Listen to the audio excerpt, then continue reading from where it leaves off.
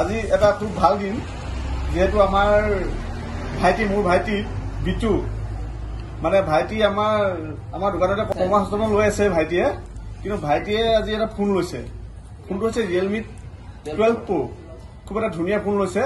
মই ভাইটিক সুধিছো যে ভাইটি যে তুমি ইমানখিনি ফোন আছে, তাৰপিছত তুমি কিয় এইটো চইচ কৰিলা, এইটো কোৱাচোন কিয় চইচ কৰিলা এই ফোনটো?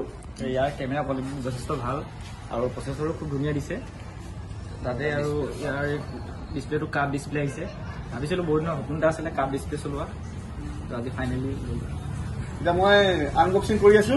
খুব এটা ধুনীয়া ফোন ললে বিটুৱে, কাৰণ কেলে আমাৰ দোকানতে প্ৰায় 250 পিছমান ফোন আছে।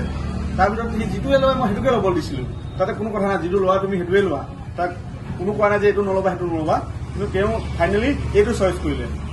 ইয়াত নিশ্চয় কিবা এটা ভাল ইয়াত আছে, সেইকাৰণে এইটো ফোন ললে। লৈ লওক, এইটো বঢ়িয়া ফোন। আহক অভিজিত মোবাইল, ঘিলামৰা।